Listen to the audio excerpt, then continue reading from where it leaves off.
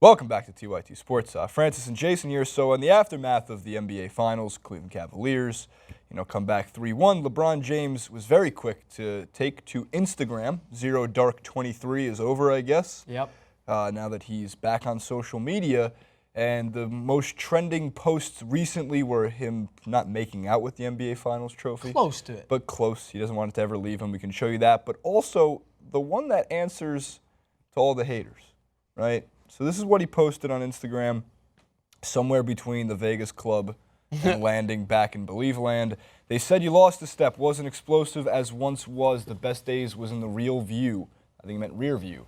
Question your drive, your leadership, your commitment. You don't have killer instinct. Going back home is the worst mistake in your career, which is allegedly what Pat Riley told LeBron James in 2014. You got the coach fired, players traded. Won't work between him and Kyrie. Him and Kev won't work. Love your teammates too much, but there's no way he can deliver a championship in his hometown, etc. But guess what? That's none of my business. Hashtag, hashtag, hashtag. Yes, sir. The one thing I took from this, Jason, is that usually when you've got that amount of followers, someone will probably use your social media for you or post based on what you want it to post. But you can tell that LeBron James does it on his own. One, there's grammatical errors, typos, but he doesn't give a fuck, and neither do I. The other thing is, which we were talking about a little bit off camera, is when you are an athlete, even those of not even anywhere close to the magnitude of LeBron James, you're going to get an enormous amount of hate, constant comments, constant criticisms. Whether you make the right decision or wrong decision, someone will have something to say about it, and that's just YouTube comments I'm talking about. Yeah. Take into account the whole worldwide media. So it poses a question and answers it a little bit as to how do these players deal with it, or do they even understand that it's coming at them, and do they take it into consideration? And in this situation, you can tell LeBron James undoubtedly has heard those criticisms because it came from, as I mentioned, not just fans, but media personalities, fellow players, fellow managers. There's a bunch of people out there who have questioned LeBron James's decision-making ever since he left Cleveland. Even probably when he went to Cleveland. They question his decisions no matter what. And I like this post because it shows that he's real. And we know he's real, and he's been real for a while, but it shows that he understands that all of the criticisms are going to sculpt him as a player, and that's none of his business. Look, LeBron James has always been amazing with the media. He has. He's been in this, for a guy with that much spotlight, and I'm not saying he's amazing. What I'm saying is that how he handles the questions, there was the slip-ups, if you want, like the decision was a bad idea. Yeah. But again, if you look into it in hindsight's 2020, that seemed to be way more of LeBron's marketing, LeBron's team, his public relations, more so than LeBron James himself. Yep. But since then, since he came back, and look, he left, he came back, he made good on his promise to get Cleveland a championship. But it's interesting because, the players do hear it. Because the media, Skip Bayless, by the way, who is off that NBA Finals Game 7, that was the last ESPN day on his contract for Skip.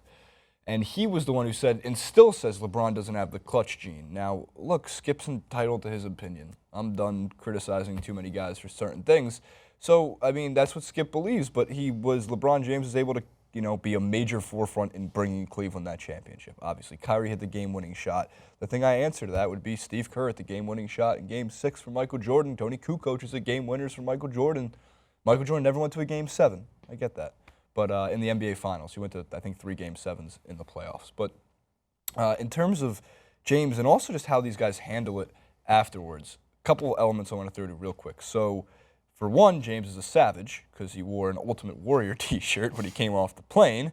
And then there's the other one, too. The second picture is one of my favorite pictures of all time. Because JR didn't even put on a shirt. He hasn't had a shirt on since they won it. It's the same thing. They look exhausted, but obviously it's probably awesome to get off a plane to see an entire city rallying behind you. The other thing that was mentioned, too, he's wearing a Kermit the Frog sipping tea hat. Yeah. No Nike, no Witness, no LeBron James collection, anything brand. A guy who just signed $1 billion deal, potentially worth that much money, lifetime with Nike. LeBron's going to be LeBron. He's going to do that. So and obviously, that's a great point to bring up, because who did we see? I know it was his last ever kind of media I'm going to have a Budweiser. Papa John's, not bad pizza. You can buy one, get one free. Pythagoras? Pythagoras. That's it. So you can tell that he is being real. And with all your criticisms, again, some of it may be granted. Some of you may be still hurt that he went to Miami from Cleveland, but those of you should wipe away those tears. Pat Riley was somebody that was hurt. Yeah, he's he the one was that hurt. allegedly said it. So also the other things to notice, not one mention of Dan Gilbert or the Cavs ownership in his post or anything that's come out. He is still obviously angry at Dan Gilbert. He did not do this for Dan Gilbert. He did it obviously for the city of Cleveland.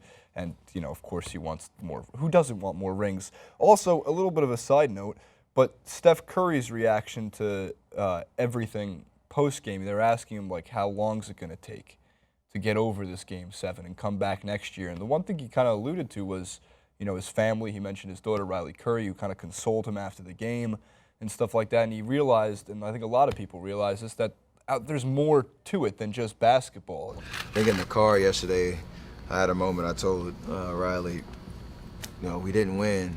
And she looked at me, she's like, I know. It's okay. And I'm like, well, I used that moment to tell you, I mean, in sports, you win some, you lose some, but we had a great night as a family, and everybody that came to the game with me, when we went back to the house, it wasn't as lively as a celebration kind of get-together would have been, but it was still appreciative, a moment to appreciate all the good things that have happened along the way, on and off the court, and keeping that perspective. This game means a lot to us as players and to the fans and anybody who has a vested interest in the game. But at the end of the day, it's still life, and you can still win at life knowing we didn't get a championship this year. So the Warriors are going to be back in it next year. They're going to be back in it for years to come, just like the Cavaliers will probably be if LeBron James stays there. It's still, that's the clearest point, is that they are still in the best shape of any team in terms of they're the youth, outright experience, favorites to win next year. And just overwhelming talent that you want on your side with the way the game's going, right? With the way the game is moving, more three-point shooting, ridiculous three-point shooting. You want to be on the side of the Golden State Warriors. If I was a fan in Golden State, I wouldn't be worried about potentially getting back. It will be hurt. It will be sore. I would do anything to go back and be born in Golden State. To be born in, I guess, Oakland. San Francisco. The Bay Area. I'll take San Francisco over Oakland. Sorry, Oakland. But Jason, the last point we want to say is that, like, they remember what they said about my suits and my ripped jeans and my open shirts. Ripped jeans are still terrible. They're still terrible. But that's none of my business. I'm here with you. Kermit the Frog. Just go for it. Just do it. Oh, nice save. All right. Comment below, like, favorite, subscribe to the video. You can go follow Francis and more of his style over at Francis Maxwell Host on change Instagram. it up, man. He's got pinstripe suits, bow ties, blazers. It's been hot as all hell, so he's not wearing any of those. It's so hot, but I decided to wear all black, which is... I was wearing black. I can never win. At Jason Ruben 91 for both, at TYT Sports. Of course, we're on Watchable as well, and we're on Facebook.